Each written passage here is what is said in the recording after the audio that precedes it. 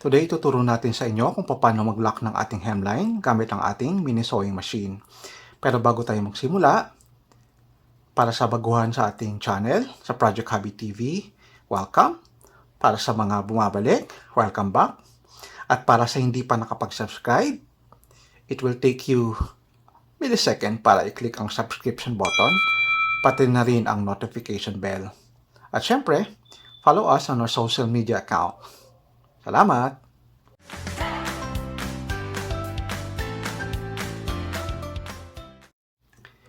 Yung paglalak ng ating hemline ay naituro ko na in the previous video, specifically yung mini sewing machine tutorial, troubleshooting, tips and tricks. At salamat sa ating mga subscribers kasi they were able to comment at yung iba nakausap ko pa na they suggested to create separate video, especially doon sa mga mahaba nating video dahil mahirap kang hanapin kung saan nakalagay yung specific tutorial na naituro ko.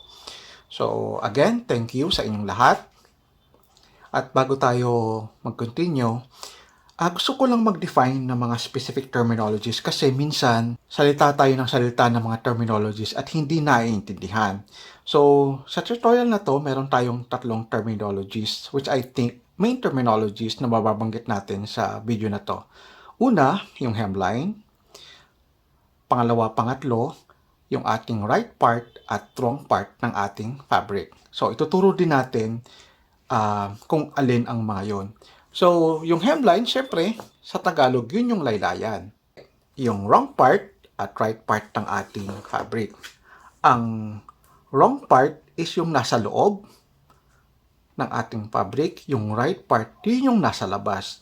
Ngayon, assuming kagaya ng ganitong tela, paano natin malalaman kung saan yung wrong part at saan yung right part. Given na naputol na natin yung tela or nagupit na natin yung tela. Ang wrong part is yun yung medyo coarse, medyo magaspang na part ng fabric. Yung right part, yun yung medyo smooth at medyo shiny. So kagaya nitong tela, medyo mahirap alamin kung saan yung wrong part at saka yung right part. So again, isipin lang natin kung saan yung medyo magaspang, yun yung nasa loob. Kung saan yung shiny, yun yung ating right part. Ayan yung ating terminologies para sa tutorial na ito. Ngayon, paano pa tayo maglalak ng ating hemline para sa ating project? Siyempre, as part ng ating paggagawa ng pattern o paglaline sa ating tela, ay yung paglalagay ng allowance din.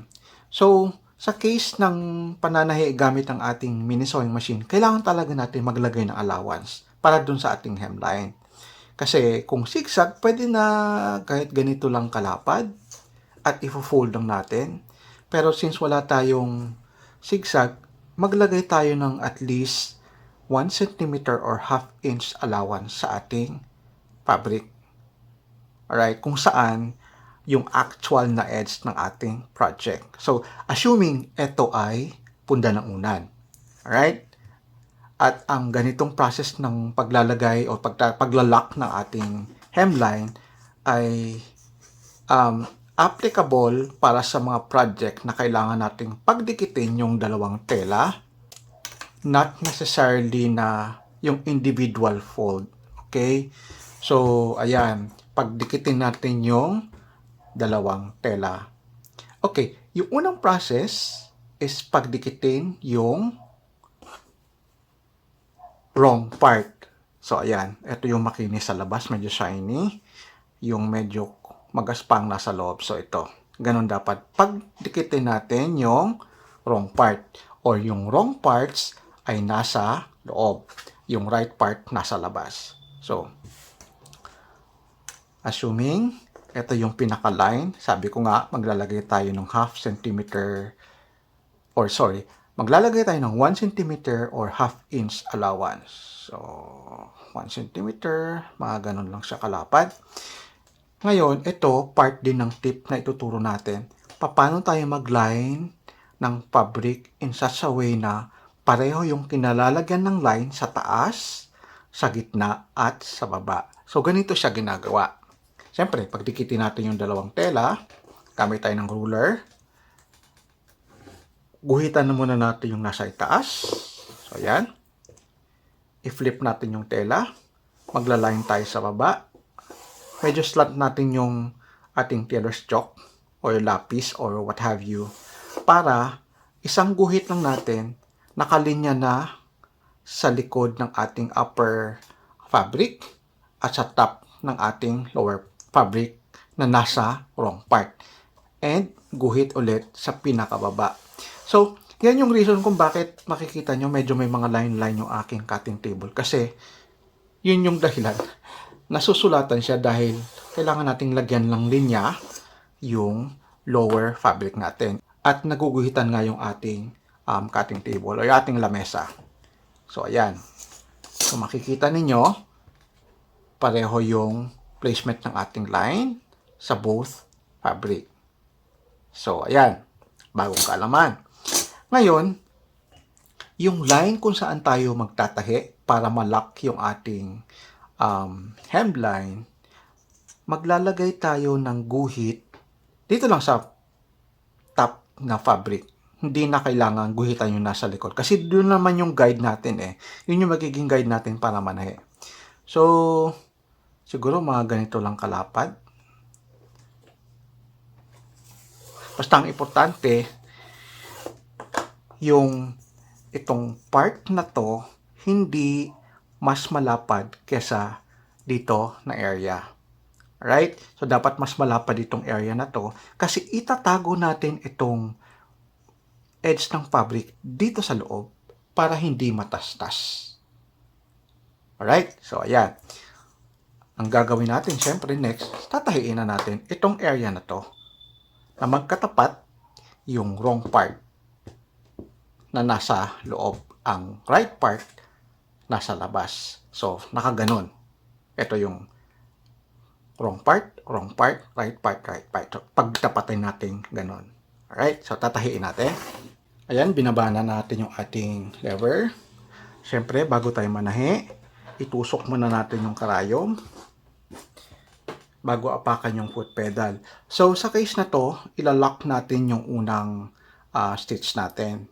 So, ituturo natin sa inyo kung paano magla-lock or mag-back stitch gamit ang mini sewing machine na walang reverse lever. So, ganito ang gagawin. So, itusok natin. Mag-stitch tayo ng 2, 3. Ayan. Isa pa. I-reverse natin yung ating tela hanggang sa pinaka-edge ng ating tinatahi. Ayan. And then, i-reverse natin ulit.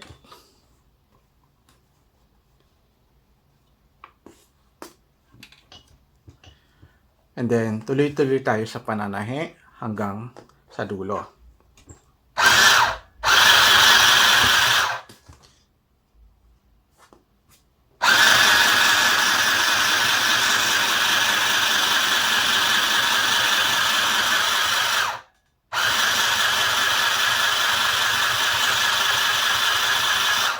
So, kung kailangan din natin i-lock itong area na to, same process ng ginawa natin sa dulo.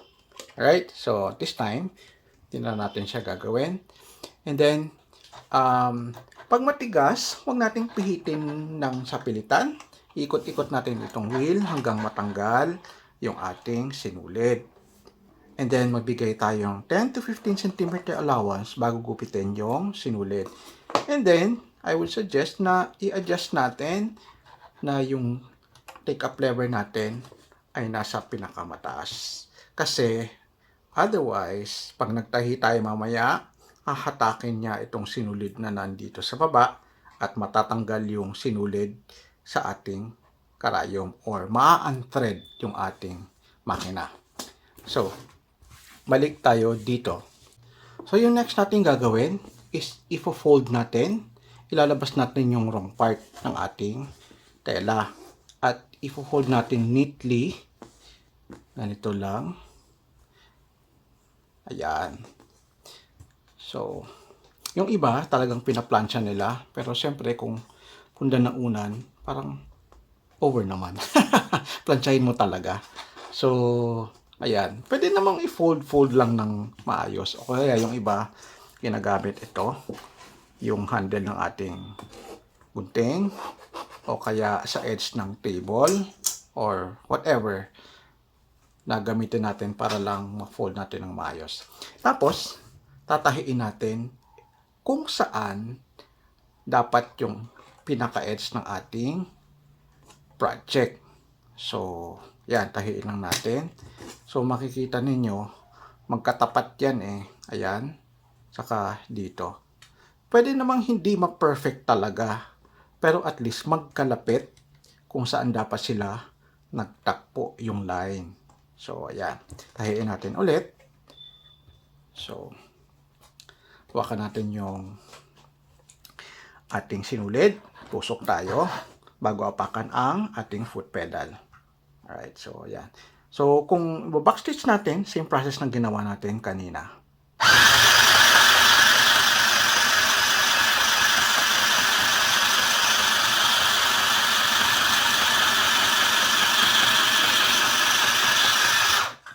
So, ayan.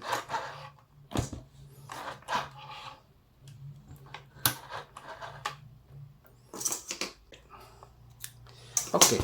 Actually, tapos na yung ating paglalak ng ating hemline.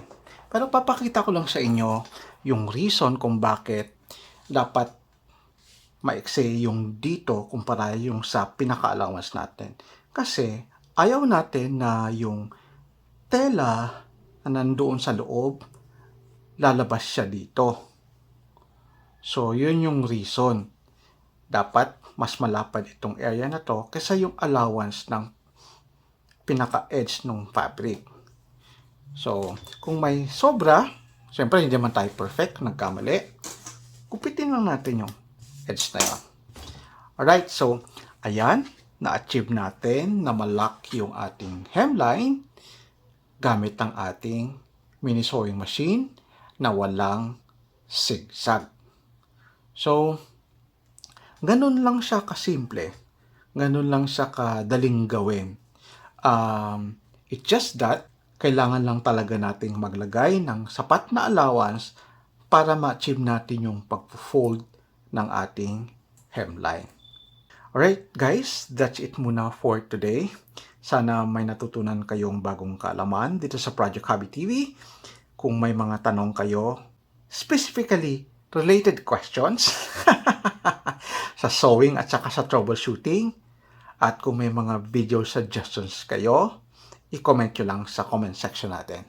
Pero bago tayo magtapos, huwag natin kalimutang bigyan ng malaking thumbs up ang ating video at i-share.